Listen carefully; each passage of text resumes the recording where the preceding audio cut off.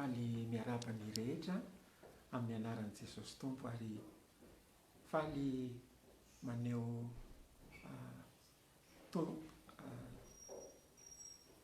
firaretsoa amin'izao andro Paska izao. Mivavaka isika mialohan'ny hamakiana soratra masina. Saotranao izay Andriamanitra rainay ao, fa lehibe ny famindramponao sy ny fitiavanao ka afaka mbola mandefa izao feo izao noho ny famindrampo sy ny fitiavanao.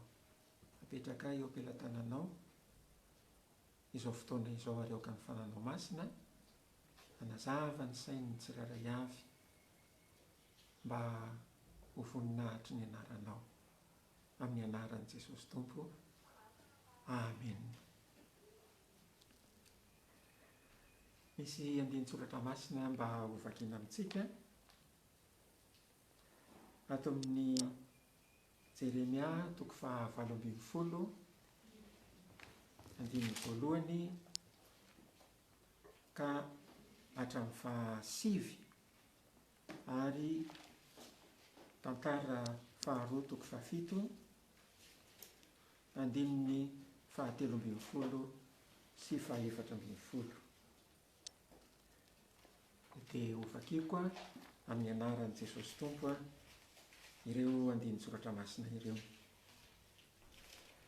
Izao no teny tonga tamin'i Jeremia avy tamin'i Jehova: mitsangana ka midina ho any amin'ny tranon'ny mpanefi tanimanga, ary any no hampandrenesako anao ny teniko.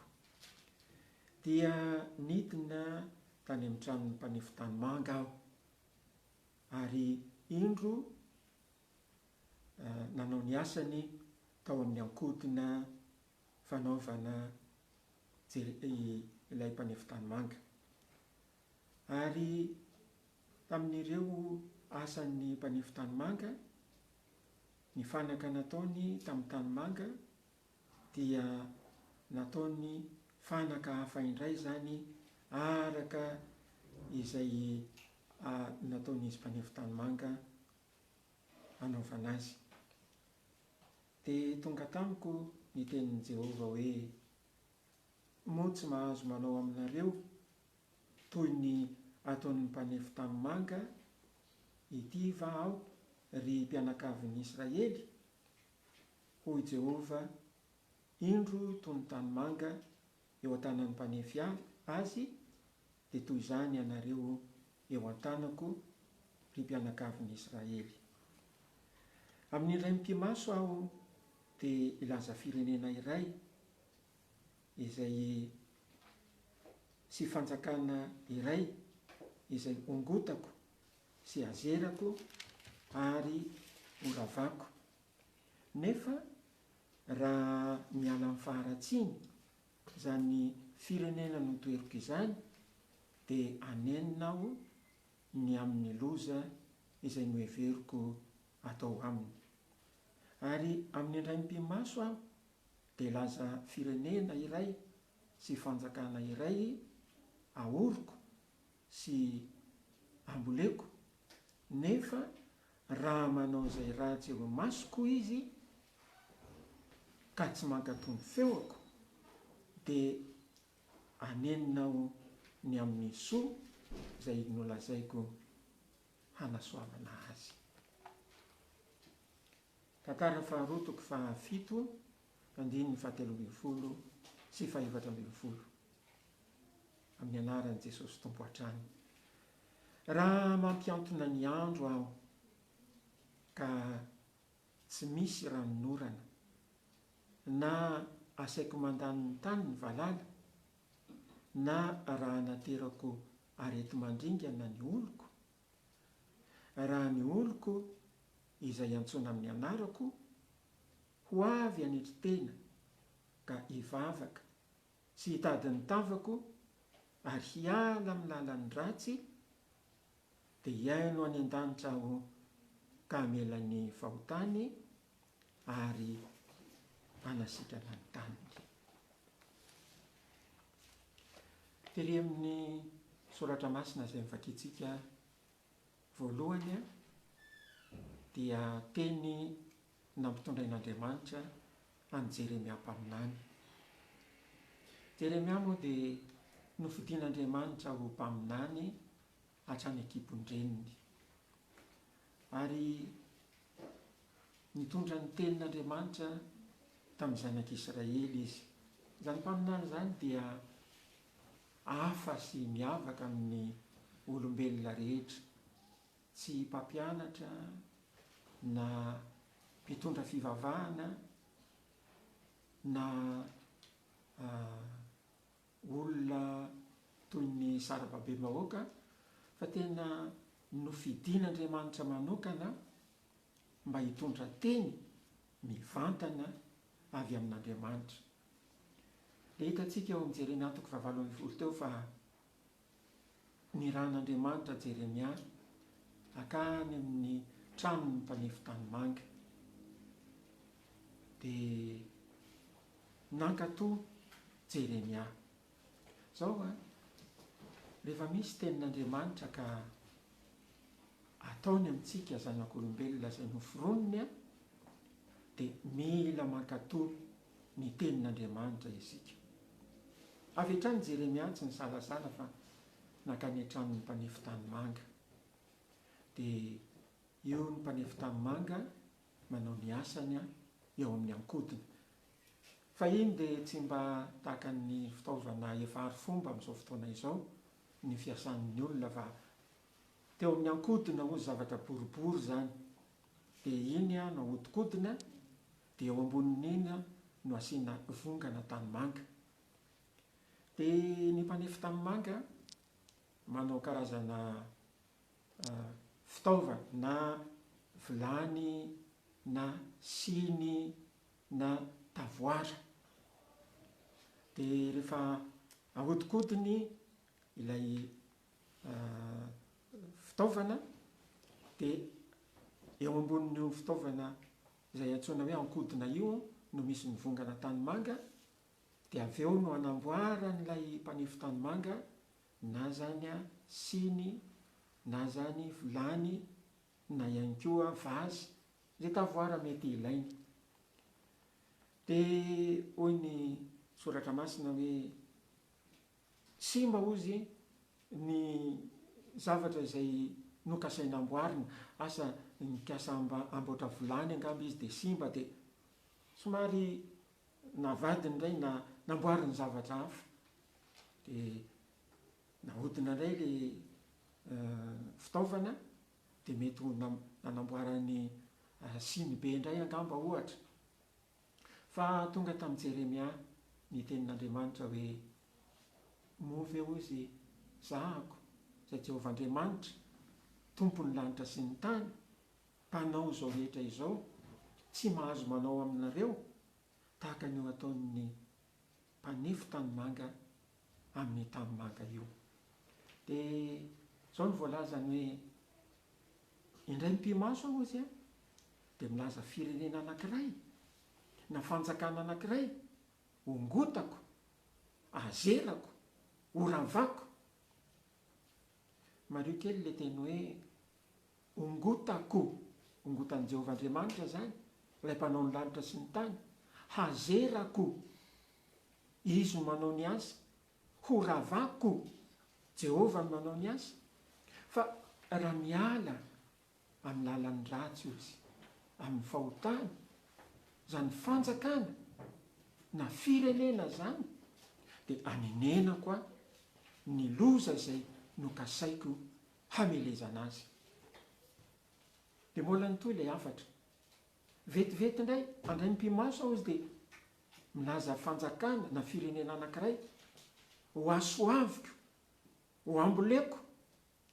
Fa raha manao ratsy izany firenena na fanjakana izany ka tsy mankatoa ny feoako, dia hanenenako indray ozy ny soa izay noheveriko hanasoavana azy.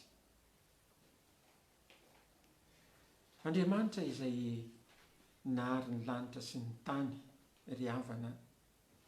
Andriamanitra izay nahary antsika olombelona dia tena mifehy ary manara-maso ny zavatra rehetra ety ambonin'ny tany.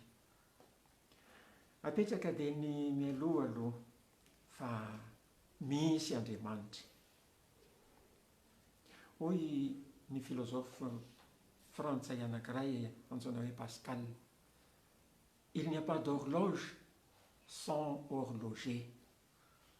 Raha ohatra mahita famantaranandro anankiray miantona eo amin'ny rindrina ianao, mandeha amin'ny antsipireny, sekondra, minitra, ora, dia tsy laza mihitsy ianao hoe miantona fotsiny teo io famantaranandro io, petraka fotsiny teo io ary mandeha ho azy.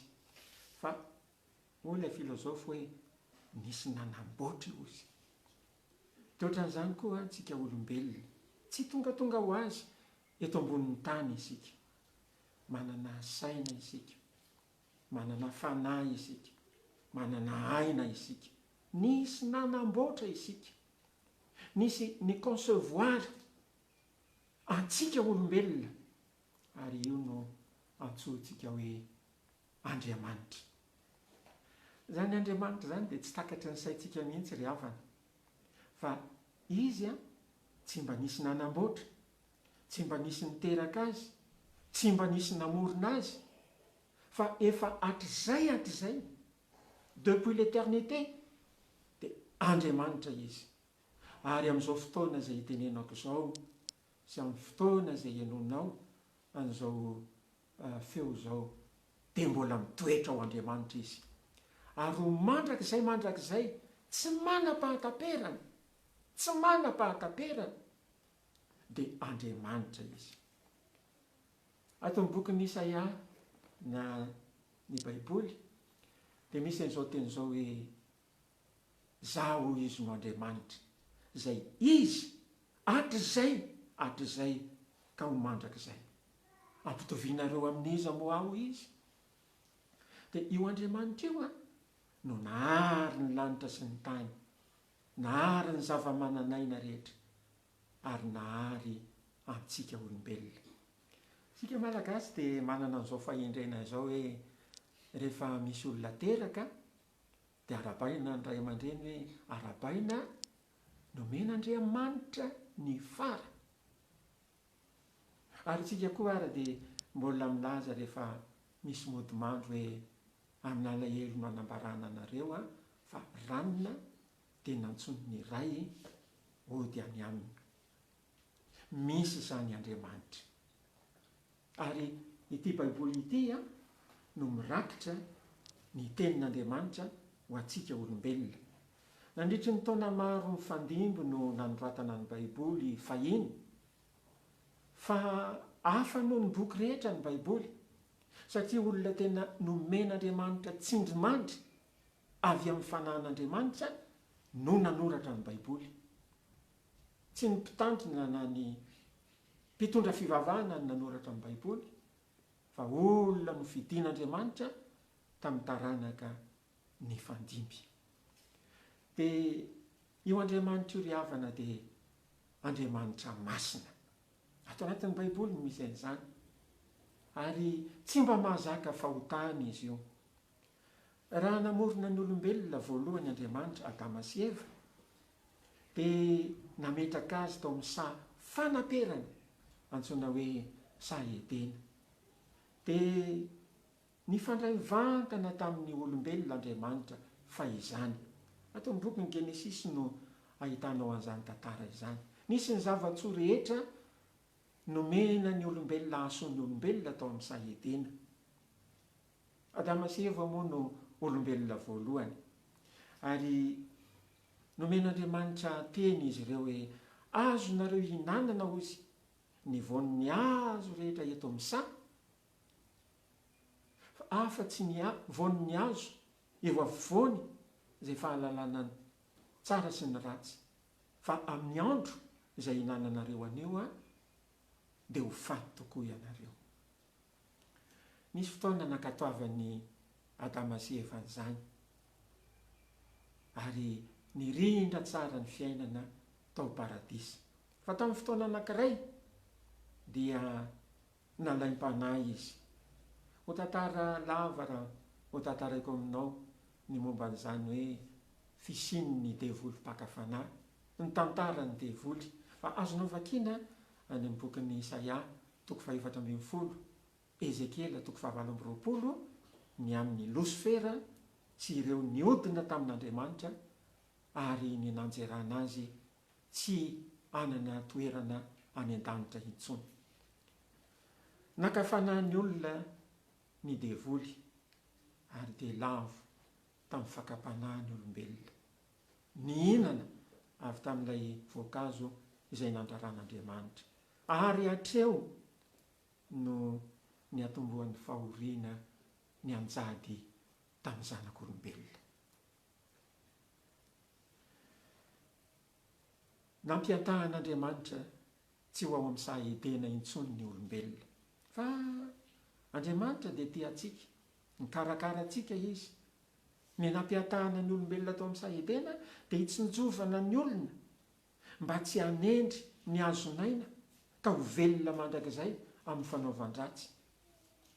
Fa tsorina amintsika aloha fa isika olombelona dia noharian'Andriamanitra araka ny endriny. Izany hoe Andriamanitra dia mpamorona, dia isika olombelona ihany koa mba nataony ahay mamorona zavatra. Créateur Andriamanitra, fa itsika kosa inventeur. Ny biby dia tsy mba mahay mamorona. Efa mba nandinika ny omby ve ianao? Inona moa izao hatramin'izay ka hatramin'izao ny zavatra mba hoforon'ny omby? Efa mba nandinika ny voronkely ve ianao? Bozaka ny nanaovan'ny ankaniny. Hatramin'izay mandraka ankehitriny dia mbola bozaka. Fa tsy hoe misy voronkely mitondra ciment na misy voronkely mitondra fer dia zany nanaovan'ny ankaniny eny ambony hazo. Tsy mba mahay mamorona ny zava-mananaina. Fa isika olombelona mahay mamorona. Trano hazo taloha, trano zozoro tatoriana, trano biriky, ary amin'izao fotoan'izao dia béton armé à ossature métallique. Nandeha tongotra ny olona taloha, nandeha sarety, nandeha fiara manidina. Tena mahay ny inventé zavatra ny olombelona. Fa ny mampiavaka antsika olombelona araka ny endrik'Andriamanitra, Andriamanitra dia fanahy mandrakizay, dia tsika olombelona koa nasiany fanahy mandrakizay. Izany hoe nisy indray mandeha dia hisy mandrakizay. Ary nisy indray mandeha ianao dia hisy mandrakizay. Diso hevitra ihany ny olona mamono tena, satria ity vata-tena ity no maty, hintsana ho vovoka, fa ny fanahy kosa aritra mandrakizay. Ary ao amin'ny soratra masina ny Baiboly dia misy miteny manao hoe ny fanahy izay mandrakizay dia toerana anankiray amin'reto roa reto ihany no mety alehany. Hoy Andrianampoinimerina mpanjaka endry teto amin'ny firenentsika. Rehefa rahatr' izay ka miamboa aleretsy, dia ny fanahiko mbola eloelo hitsinjo an'ilay dama eny ihany. Noheverina zany fa ny fanahy dia mbola eloelo ety ambonin'ny tany, hitsinjo ny velona. Isika Malagasy dia nanam-pinoana ihany koa fa rehefa maty ny olona ny fanahiny dia makany Ambondrombe. Zareo haindoha dia mihevitra fa ny fanahy dia mety lasa any amin'ny biby, ohatra hoe any amin'ny omby. Koa na dia mitorevaka eny amin'ny arabe ara reny omby vavy ireny, dia tsy samy kitikitika ny olona fa hoe misy fanahy ao anatin'ny omby io. Fa ny Baiboly izay toriko aminao dia milaza fa rehefa maty ny olona mihintsana ho vovoka ny nofiny fa mifanady iray amin'reto toerana roa reto. Raha ohatra izy voavonjy, raha ohatra izy natahotra an'Andriamanitra, dia lasa ny an-danitra ny fanahany. Ry Abrahama dia efa olona maty efa ela, fa ny Baiboly dia milaza fa any paradisa izy, any an-danitra izy amin'izao fotoana izao. Ary izay no tenenin'Andriamanitra hoe izaho no Andriamanitry Abrahama, tsy Andriamanitry Isaka ary Andriamanitry Jakoba, tsy Andriamanitry ny maty fa Andriamanitry ny velona. Ny fanahintsika zany raha ohatra voavonjy, lasa ny paradisa na ny an-danitra. Fa raha mpanota kosa, raha tsy matahotra an'Andriamanitra kosa, dia hivantana any amin'ny elo ny fanahiny ary hijaly mandrakizay any amin'izany elo izany. Dia isika olombelona zany no foronon'Andriamanitra anana fanahy. Ary ity Baiboly ity no tenin'Andriamanitra mivantana amintsika olombelona. Dia ato ny tantaran'ny olombelona hatramin'ny voalohany, na dia amin'izao fotoana iainantsika izao, ary ny mbola ho avy ihany koa dia ato anatin'ity Baiboly ity. Mety misy mitsangana ny olona ho mpanandro na ho mpahay mamantatra ny ho avy, fa ny tena marina ato amin'ny Baiboly ny zavatra rehetra. Tantara hatramin'ny voalohany, Genesis, Exodus, Leviticus, Numéry, Deutéronomie, dia nisoratan'i Mosesy mpaminan'Andriamanitra, satria Mosesy dia niresaka mivantana tamin'Andriamanitra, ary na dia tsy nahita ny famoronana ary izy, dia izy no nataon'Andriamanitra ny fidian'Andriamanitra anoratra ny boky voalohany eo amin'ny Baiboly. Dia mpaminany samihafa no natsangan'Andriamanitra nanoratra ny boky samihafa tao amin'ny Baiboly. Tatoriana nisy ny mpianatra Jesosy tamin'ny andron'i Jesosy tompo tety ambonin'ny tany, Mattio, Marka, Luka, John, nanoratra ny zava-nisy tamin'ny dian'i Jesosy tompo tety ambonin'ny tany. Ary ankoatran'izany ny epistily dia nisoratan'ny mpianatry ny tompo.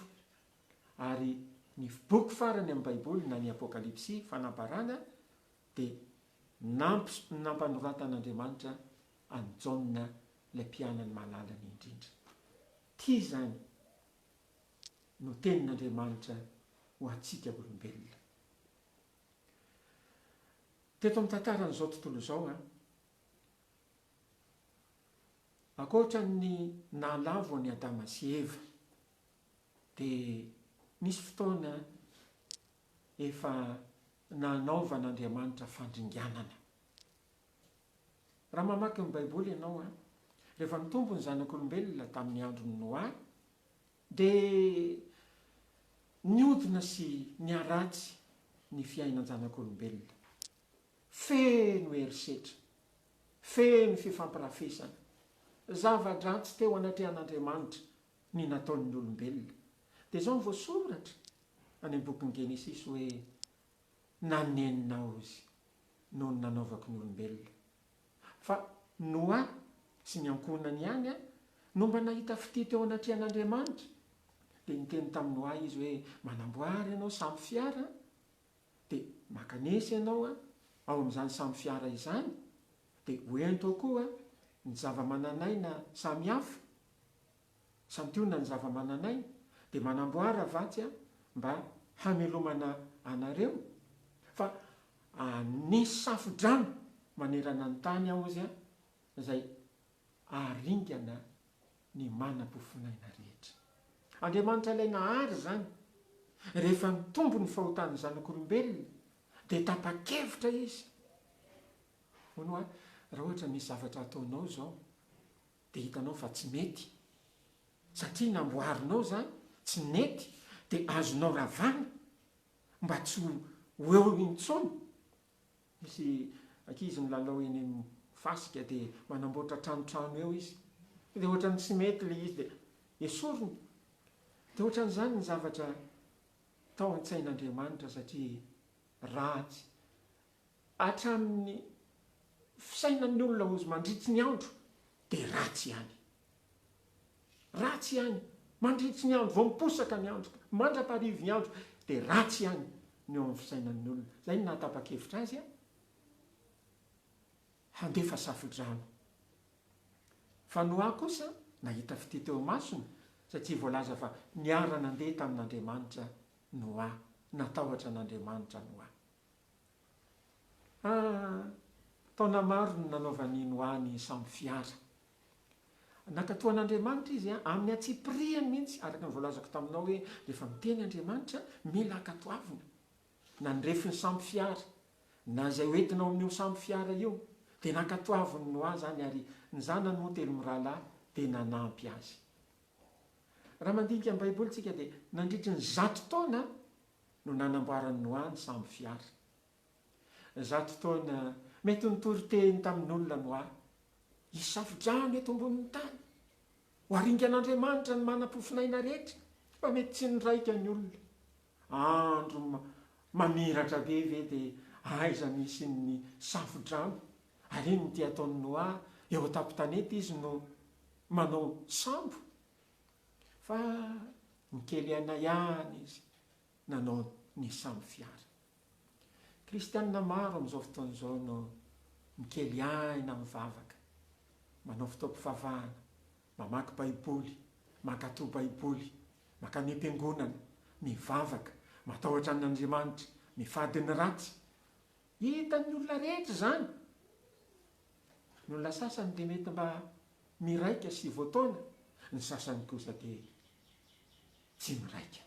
Tadidiko tsara fo ny tany am-pianarana izay dia nianatra ny filozofia marxiste léniniste.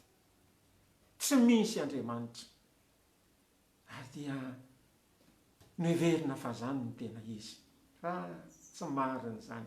Tena misy Andriamanitra ary mifeny fiainan-janak'olombelona.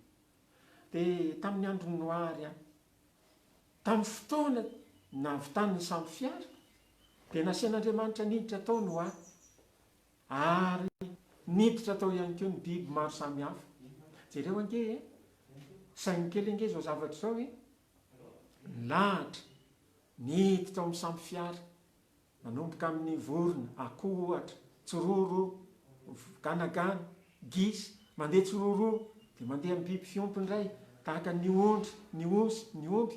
Hitan'ny olona rehetra anie zany, fa tsy niraika ny olona.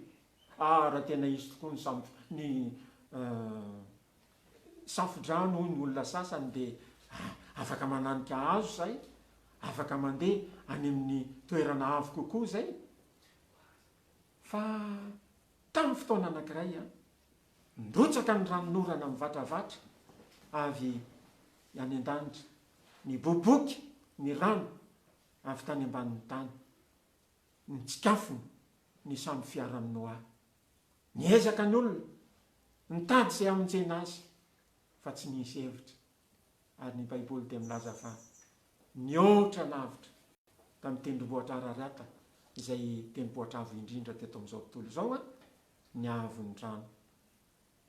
Safotra tao anatin'ny rano avokoa izay rehetra manam-pofinaina, fa Noa valo-mianaka sy ny biby izay tafiditra tao amin'ny samby fiara no velona. Ary zasy ianao zao dia taranako Noa. Tena misy ny fandringanana rehefa mitombo ny fahotan'ny zanak'olombelona. Anankiray ato amin'ny bokin'ny Genesisy tamin'ny andron'ny Lota. Lota dia naman'i Abrahama. Abrahama dia olona Andriamanitra. Tena mahafinaritra sy mahaliana ange mamaky Baiboly, mba mitaona anao ako. Ankoatran'izay mety ho boky famakinao dia ataovy zava-dehibe ny mba mamaky Baiboly. Hoy ianao boky be dia boky be matevina. Rehefa mba mikiry mamaky isan'andro ianao voavakinao foana io. Fa aza mieritreritra hoe boky be ve. Ny fianarana ary ane mianatra droit any Ankatso, mianatra ny lalàna maro samihafa, ny mianatra dokotera mandritry ny 7 taona mandalina fianarana samihafa. zasy anao sarababem-bahoaka nytaonanao sy manasanao mba mamaky baiboly fa eo ny soratr'Andriamanitra ho antsika tsirairay avy. Tamin'ny andron'ny Lota tany amin'ny Sodoma sy Gomora dia nanao faharatsiana ny olombelona. Dia hoy Andriamanitra hoe tafakatra eto amiko eo, tafakatra ny an-danitra zany, ny feon'ny tany fa manao fahotana ny zanak'olombelona tany Sodoma sy Gomora. Dia tonga hoy Andriamanitra mba izahany zany raha marina tokoa zany na tsia. Dia tsy nafenin'Andriamanitra tamin'ny Abrahama nefa, fa hoy Andriamanitra hoe Abrahama sakaizako tonga firenena lehibe Abrahama ho afenoko ao azy ve ny zavatra izay ataoko. Dia lazain'Andriamanitra fa ho aringana ny tanànan'ny Sodoma sy Gomora. Dia nanomboka mifoana Abrahama. Rehefa misy fahatezeran'Andriamanitra na alahelo-n'Andriamanitra, ny olon'Andriamanitra, ny toerana tokony hisy azy dia mifoana. Tika kristianina dia taomina mba hifoana. Hifoana ho an'ny ankohonana, hifoana ho an'ny havana sy ny namana, hifoana ho an'ny firenena, hifoana ho an'izao tontolo izao. Abrahama dia mifoana. Hozy hoe raha ohatra hozy misy olona 50 marina ao an-tanànan'ny Sodoma sy Gomora, ianao mpitsara marina ve Andriamanitra ao dia andringana ny olo-marina miaraka amin'ny ratsy fanahy. Nieritreritra mantsy Abrahama hoe Lota any an-tanànan'ny Sodoma sy Gomora efa mianaka izy, satria Lota nanana ny vadiny dia nanana zanaka amin'ny rahavavy. Lota dia nahafantatra tsara ny momba an'Andriamanitra satria nitantarain'i Abrahama. Lota dia lasa mipetraka tany amin'ny tanànan'ny Sodoma sy Gomora. Dia nieritreritra Abrahama hoe angamba mba nety nitory-tena izy na nijoro vavolombelona dia nisy olo-kafa voataonany. Koa raha misy 50 ve ao amin'io tanàna io dia ho aringanao ve ireo olona 50 ireo miaraka amin'ny ratsy fanahy? Raha misy 50 ao Andriamanitra tsy handringana ako. Dia nahenan'ny Lota ilay izy. Ary raha misy 5 ho aringanao ve miaraka amin'ny ratsy fanahy ny tsara fanahy? Tsy handringanao i Andriamanitra. Dia nataon'ny Abrahama tsy folofolo amin'izay. Raha misy 70 ao, tsy handringana raha misy 70 izy. Raha misy 30 ve mbola handringana ianao? Tsy handringanao i Andriamanitra. Lasa ihany ny fisainan'ny Abrahama. Angamba mba misy 20 kosa voataona ao. Tsy handringana mihitsy aho i Andriamanitra raha misy 20 ao. Mba hiteny farany aho ozy Abrahama, hiteny farany afa mamela Andriamanitra ao. Raha misy 10 ao. Nieritreritra Abrahama amin'io Lota efa mianaka. Ka raha mba nisy olona voataonany anakenina ankoatran'izy efa mianaka. Ohatra hoe ny fofombadin'ireo zanany roa vavy. Dia olona 4 sisa ankoatran'izay tsy nisy voataona nefa. Raha misy 10 ao izy Andriamanitra tsy handringana ako. Nitsahatra teo ny resaka ny fanaovan'i Abrahama sy Andriamanitra. Niakatra ho any an-danitra Andriamanitra ary Abrahama kosa nody tany amin'ny toerany. Tapa-kevitra fa handringan'Andriamanitra.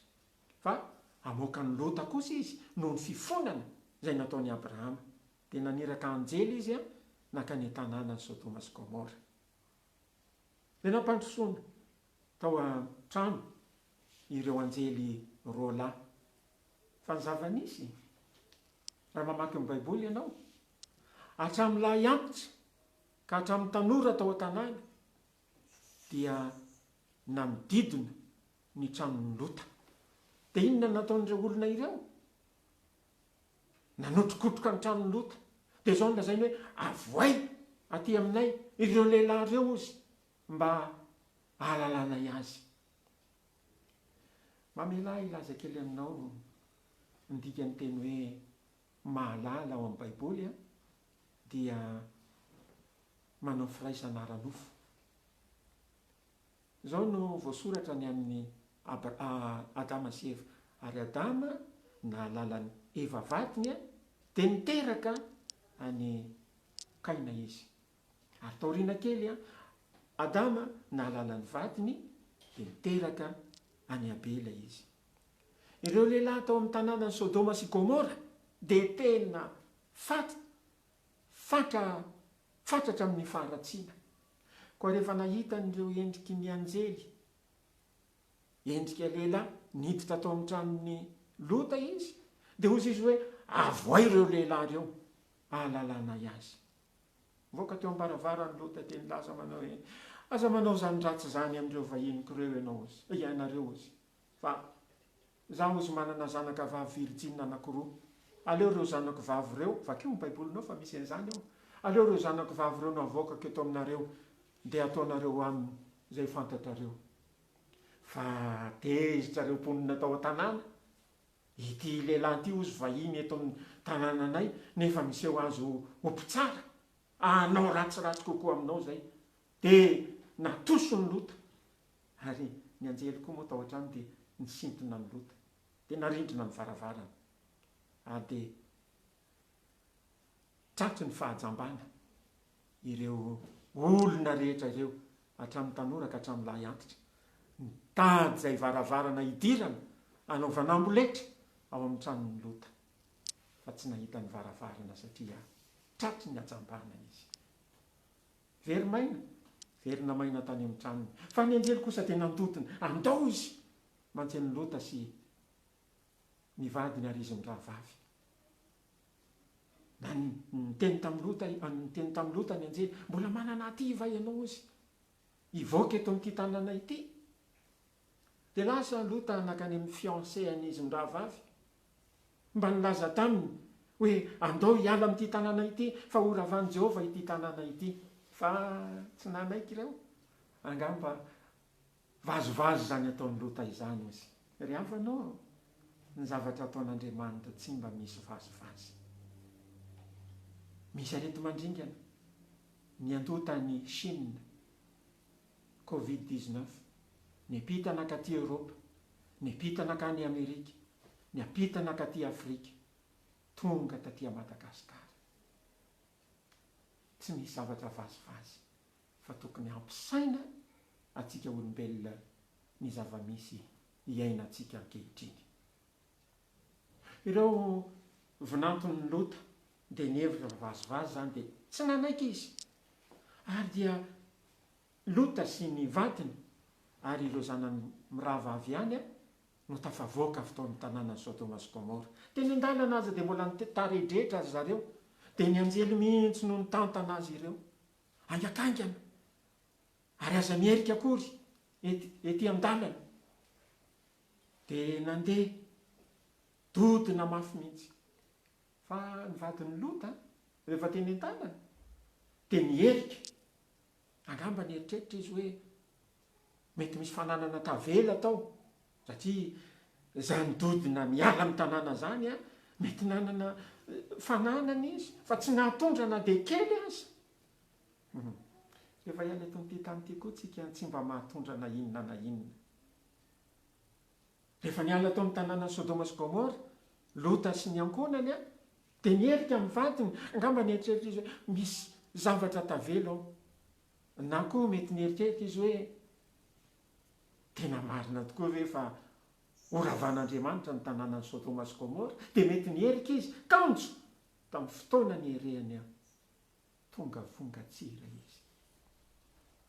Ary izay olona mba manana tombontsoa mitsidika any amin'ny tanin'ny Israely ankehitriny, dia ampahitana hoe io misy vongatsira any, io ny vadin'ny Lota, vongatsira any amin'ny tany ny Israely amin'izao fotoana izao. Tsy hita vatana hoe izao ny tarehany na izao ny fitafiany, fa tena tantarainy ny olona rehetra any Israely hoe io no vadiny Lota izay tonga vongatsira. Fa ny tanàna ny Sodoma sy Gomora kosa tao aorianan'izay latsaka ny afo avy tany an-danitra sy solofara, dia nandringana na olona na biby fiompy hatramin'ny zava-maniry. Mbola any amin'ny tanin'ny Palestina izany toeran'izany, ary mbola lavenina mandraka ankehitriny. Rehefa mitombo ny fahotan'ny olombelona, mba mety malahelo Andriamanitra. Ary rehefa mitombo ny fahotan'ny olombelona, mety tezitra Andriamanitra. Tsika ray aman-dreny dia mahita fa rehefa misy zanatsika manao betizy na manondratsondrana dia mety tezitra isika, dia manafaina, dia tsarovy koa fantaro fa Andriamanitra dia mety tezitra. Zavy ozy tsy afaka manao aminareo tahaka n'io ataon'ny mpanefy tanimanga amin'ny tanimanga io. Dia zao anefa nilazainy, raha ohatra ozy mampiantona ny andro ka tsy misy ranonorana. Andriamanitra zany dia mety mampiantona ny andro koa, mety tsy mampilatsaka ny ranonorana, fa raha mbola milatsaka ny ranonorana aoka ho faly sy mba hisotra an'Andriamanitra itsika zanak'olombelona. Satria zao no voalazany hoe Andriamanitra ozy mampilatsaka ny ranonorana amin'ny marina sy ny tsy marina, mampiposaka amin'ny masoandro amin'ny misaotra sy tsy misaotra. Dia hoy ny tenin'Andriamanitra, raha mampiantona ny tany ahako ka tsy milatsaka ny ranonorana, na asiako mandany ny tany ny valala ihany koa zany dia mety ho tafika irahan'Andriamanitra mba andany ny tany. Zany no nataony tany amin'ny tany Egipta rehefa mafy fo Farao, rehefa mafy fo ny vahoaka Egiptianina ka tsy mety nandefa ny zanak'Israely niala avy tao amin'ny tany Egipta, dia valala no nalefan'Andriamanitra. Mba fantatrao moa ny anarana anankiray iantsonan'Andriamanitra? Jehova tompony maro. Amin'ny teny frantsay izy dia hoe l'Éternel des armées, ilay mandrakizay manana tafika maro. Dia mety mandefa amin'ny valala izy tafiny izany, raha maniraka ny valala ozy andanin'ny tany. Dia ity le fahatelo voalazan'ny tantara faharoa toko fahafito andininy fahatelo ambin'ny folo teo. Na raha anaterako arety mandringana ny oloko, anaterako arety mandringana ny oloko, anaterako zany hoe Andriamanitra ny manao ny asa. Tsika dia mieritreritra ny olombelona dia misaina, io aretina io dia tao anaty laboratoara no nazahoana azy, dia misy zavatra kendrena amin'izy io, andringanana sy ny sisa.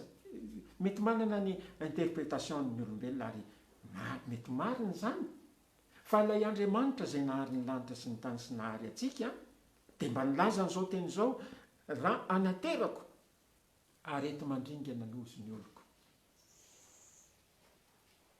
Dia misy vahaolana nefa, raha ny oloko izay antsoina amin'ny anarako ho avy hanetry tena. Inona moa no dikan'izany manetry tena zany?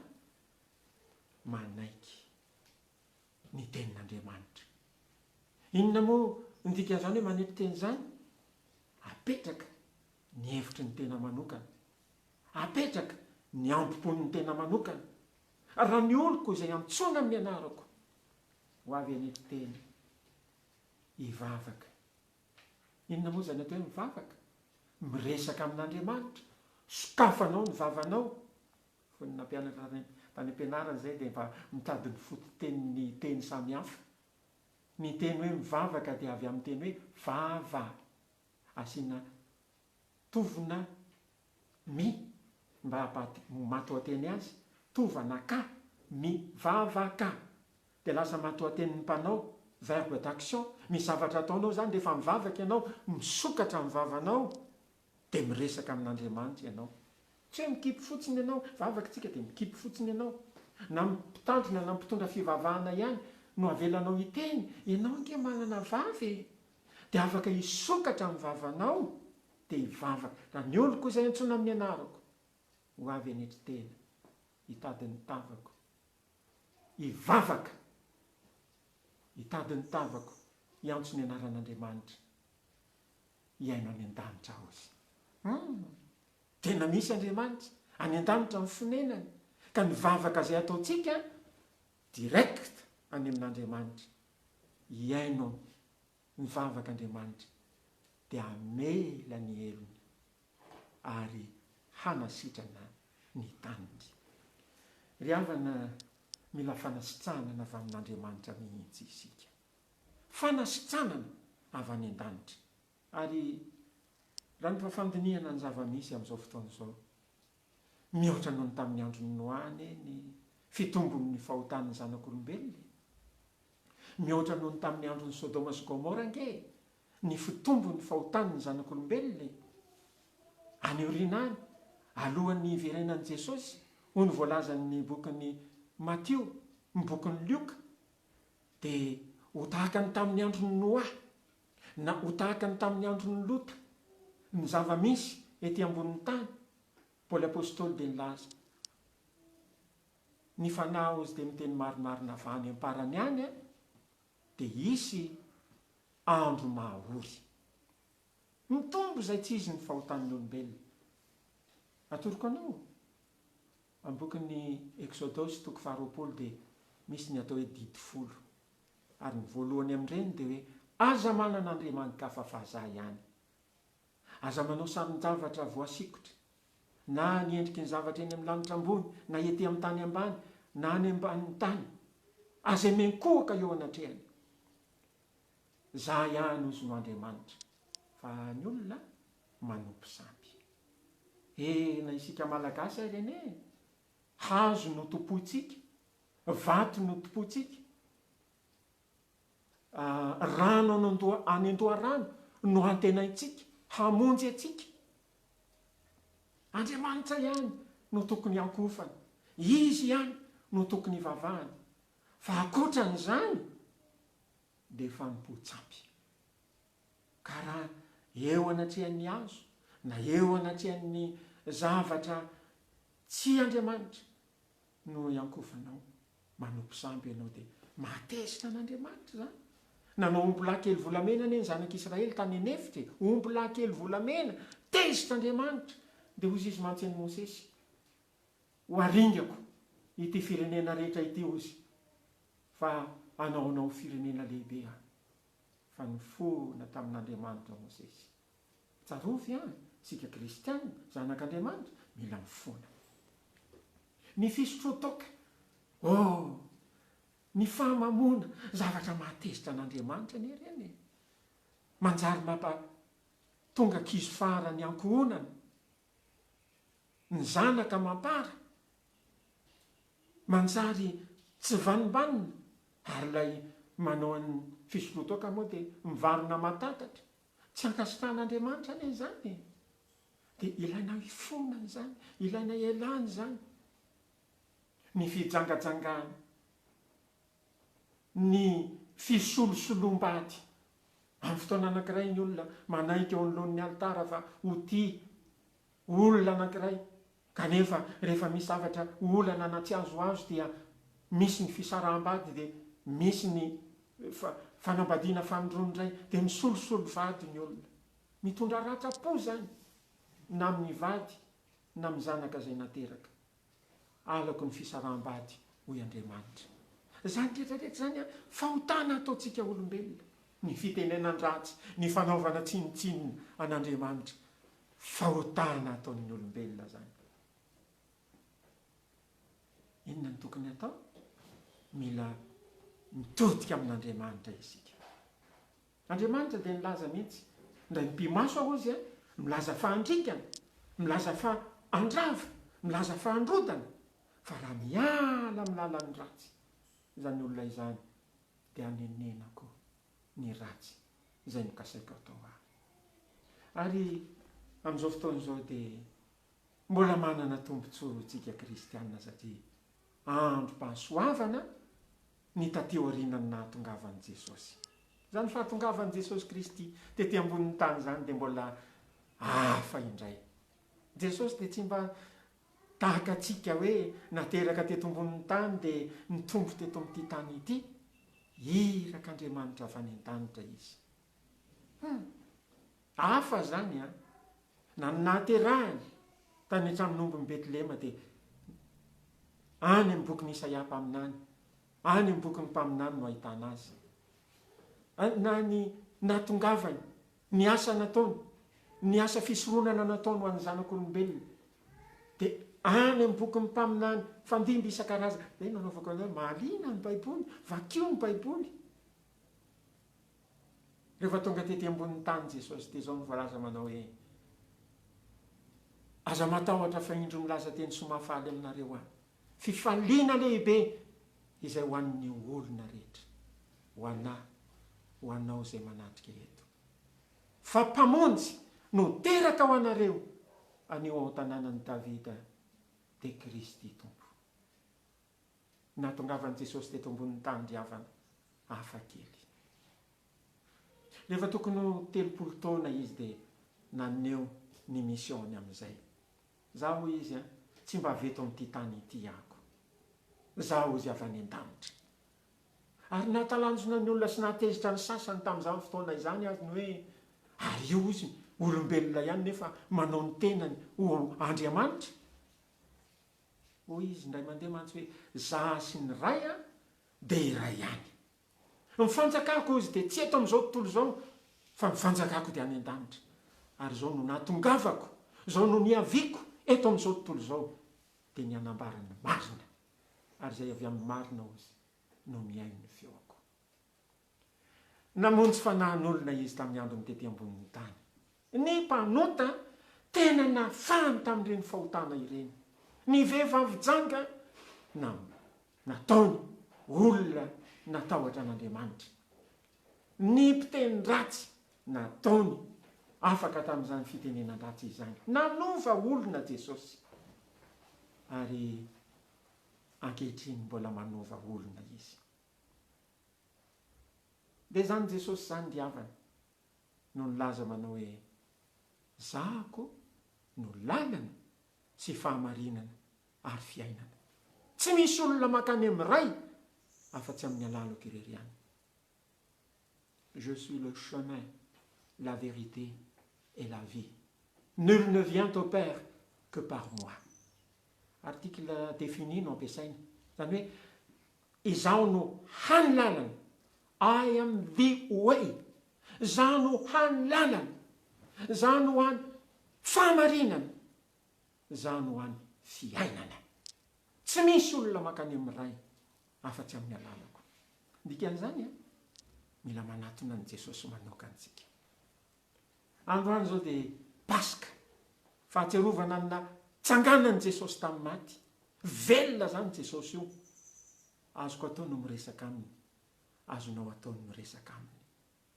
mba fampiraraha aminy mba manatona azy mpanota ao Andriamanitra eo mpanota a Jesosy eo mamelany heviko ray mandeha dia nilaza izy zaho ozy ny fahazavany zao tontolo zao je suis la lumière du monde zaho no hany fahazavany zao tontolo zao izay manaraka tsy mba andeha amin'ny maizina fa anana ny fahazavanaina celui qui me suit ne marchera pas dans les ténèbres mais il aura la lumière de la vie mba efa nandre olona nanambara tahaka an'izany ve ianao filozofia izy homme de science izy politicien izy savant izy zao koa ny voalazany zany fananganana ny maty sy fiainana zay mino ahy na dia maty aza teo velona indray ary zay rehetra velona ka mino ahy tsy ho faty mandrakizay mino zany va ianao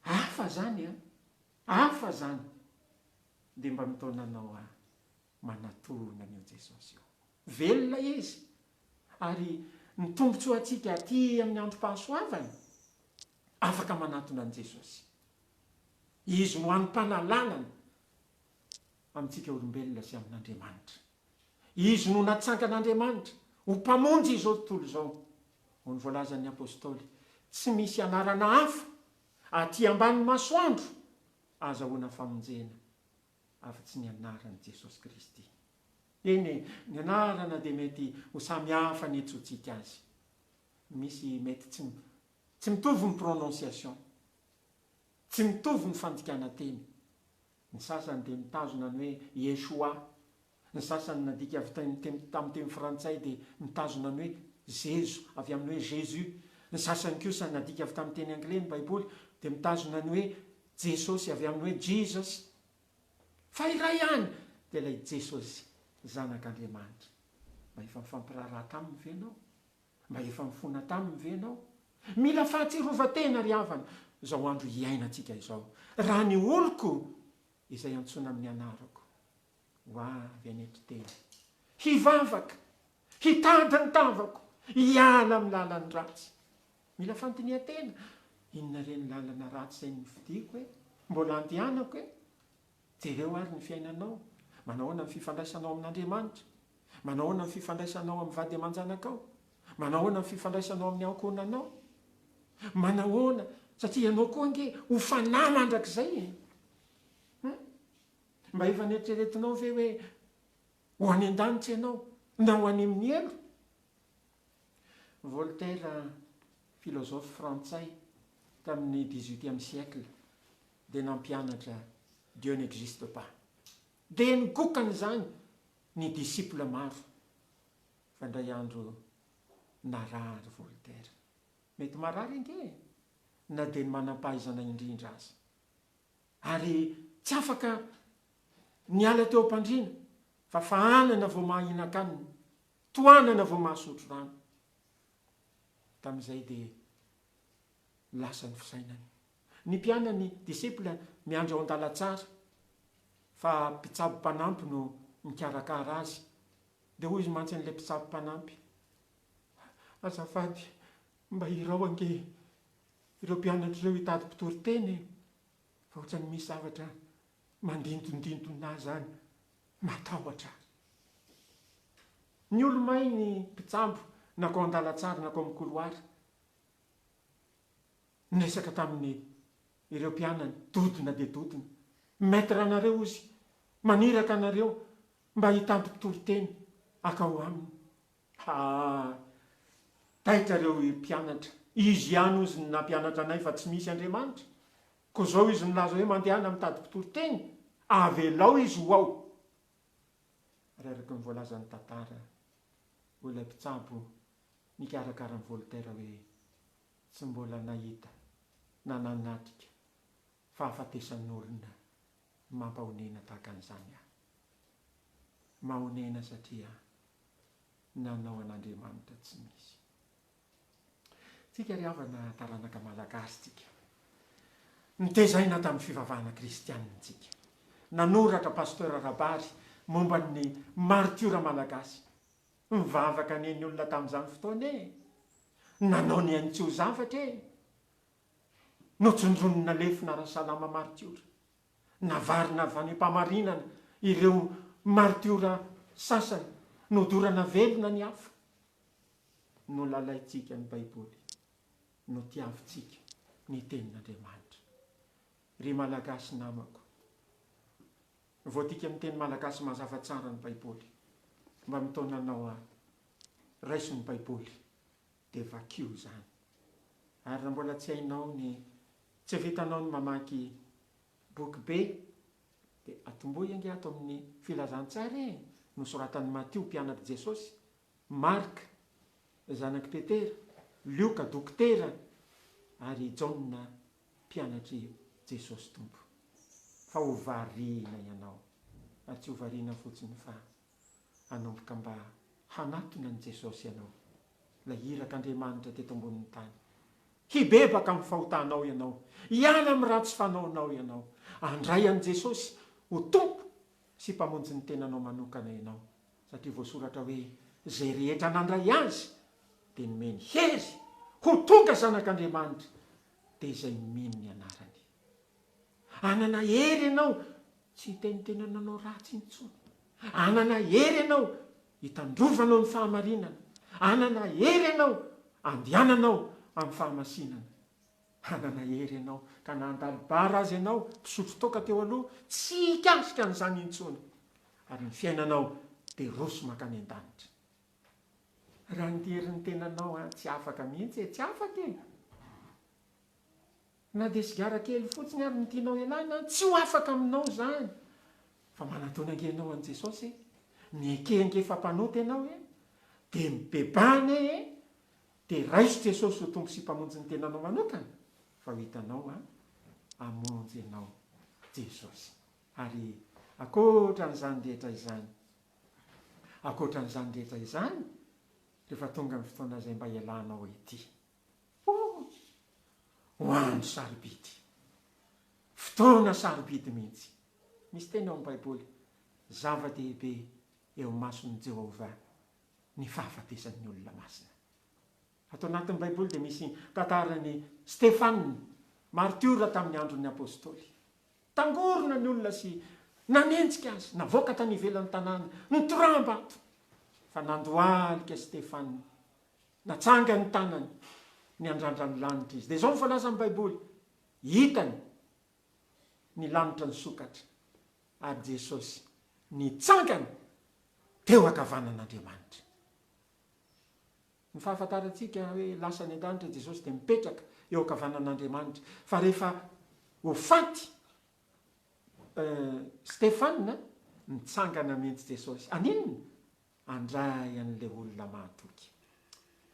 Na dia mpanota be azy ianao, na dia tsy mendrika azy ianao, na dia efa faran'izay ratsy ary ianao, te hiteny aminao tia aminao Andriamanitra, tia aminao Jesosy. Maty ny soloelokanao ny izy.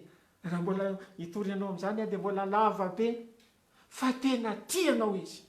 Car Dieu a tant aimé le monde, for God so loved the world. Zany hoe fa Andriamanitra dia tena tia, so loved the world that he gave his only begotten son, hany ka nomeny ilay zanany nahatokana mba tsy ho very any amin'ny elo izay rehetra mino azy fa hanana fiainana mandrakizay. Ko rehefa tonga amin'ny fotoana mba ialanao ity, direct tany an-danitra ianao. Hitanao any Jesosy Tompo, hitanao any Abrahama, hitanao any ireo olo-masina, olo-malala izay nielo lalana tety, ary ianao koa ho any. Misy hira anankiray izay hoe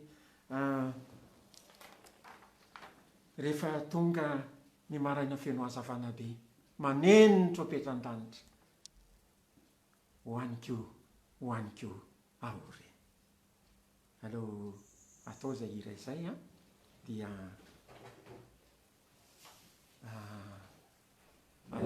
ataoko fa be dia be nareo no mahay hira io.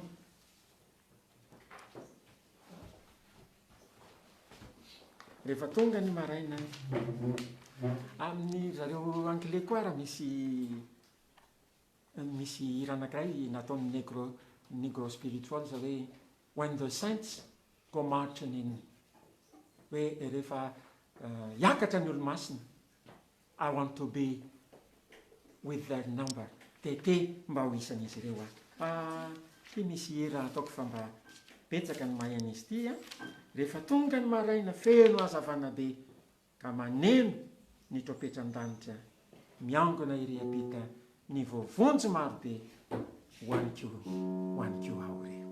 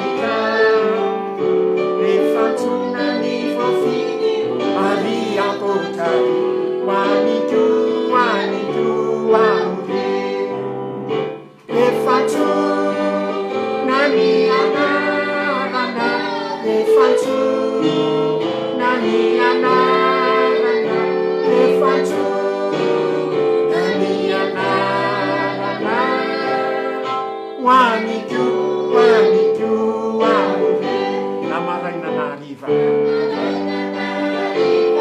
azaho any Jeso efa fanakaka ny fitiavany efa tsangana sy miazety hoaniko ahory rehefa tsona ny anarana rehefa tsona ny anarana rehefa tsona ny anarana hoaniko ahory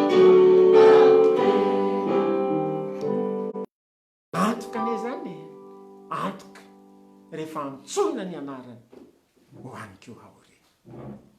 Misy ray aman-dreny ara-panahy zay mba tadidiko ny teniny zao moa ny fomba fiteniny tenez ferme frère, tenez ferme sœur, si vous tenez ferme on va vous voir au ciel. Izy moa vahiny de tsy de miteny frantsay tsara de zao mba voalazan'ilay mpandika teny teo akaikiny: tazomy tsara rahalahy, tazomy tsara ranabavy, ny fotom-pampianarana fa raha tazomina tsara zany ho hitanay any an-danitra ianareo, ho hitan'i Jesosy, ho hitan'ireo olo-masina ary ho hitan'ireo efa nialoha lalana. Hivavaka tsika de zao ianao tena mba mivavah moa e, ianao ange manana vavy aza hoe mikipy fotsiny, hivavaka tsika de mikipy fotsiny fa tena sokafo mihitsy ny vavanao ary na tsy teny mafy ary ianao de ataovy somary mibetsibetsika, tena misaotra anao Andriamanitra nandre teny ako de ny teninao mamindrafo amiko Andriamanitra mamelany elo ovay aho tompo, ovay mihitsy ny foko, ny saiko, ny fanahiko. De rehefa zany de mela mifaratsina manatona anao a Jesosy aho, vonjy ao mihitsy aho afaka amin'ny tsy fahamarinana rehetra. Hoy ny Baiboly, raha miaiky ny fahotantsika isika de mahatoky sy marina izy mamela ny helotsika ary manadio antsika ho afaka amin'ny tsy fahamarinana rehetra. Zay manaritsarina ny fahotany ozy tsy ambinina fa zay mitsotra ka mahavoy izany no azo famindrampo. Sokafo ny vavanao, fampidiny amin'Andriamanitra de hitanao fa anao zava-mahagaga aminao mihitsy Andriamanitra. De rehefa vitanao ny fifonana ny tenanao de mifonao an'ny ankonana ary ity firenetsika ity.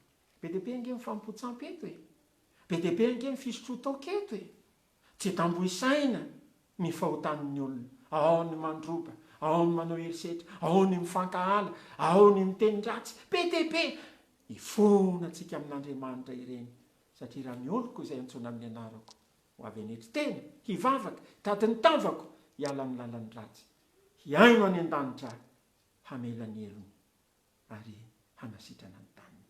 Rasitraka ao de vavaka tsika ary raha mbola tsy hainao andro mivavaka de ataoko miandalana ny vavaka de mba havereno aminao any tokantrano any de ho hitanao fa hanao zava-mahagaga amintsika Andriamanitra. Vavaka tsika azy, saotranao zay Andriamanitra lehibe ny famindramponao, saotranao manokana mihitsy mba afaka napita zao teny izao tamin'ny malagasy namako. Mankalaza sy manome voninahitra ny anaranao Andriamanitra, tsara aminay ianao nanome anay ny Baiboly voadika amin'ny teny malagasy. Tompo indreto izay ka eo mba tsy aro tena, hipepaka amin'ny fahotany ny mpanota, hiala amin'ny lalan'ny ratsy ary ny kristianina koa dia andiny tena hiverina tanteraka aminao satria voalazanao hoe raha miverina nareo verena amiko, verena ry zaza-piodina hoy ny teninao, tsy hampanjombona ny tavako aminareo any. De ianao Jesosy Kristy tompo mihitsy izay tsarovana androany fa nitsangana tamin'ny maty, ny velona no ka hikasika ny fon'ny olona, hibebaka hiala amin'ny fahotany.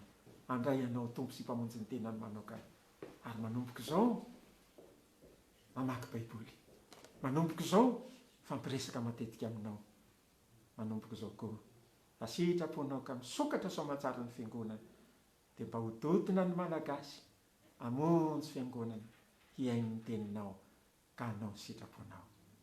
Amin'ny anaran'i Jesosy Kristy Tompo no anaovana izany vavaka izany. Misaotra Tompo. Amen. Izay ny fambarana ka dia misaotra antsika rehetra naritra hatramin'ny farany azy somary elaela ihany nefa azonao ianona sy ampitoviana ato anatin'ny baiboly izay norenesinao dia Andriamanitra ny hitany tsirairay avy. Veloma soa totoa.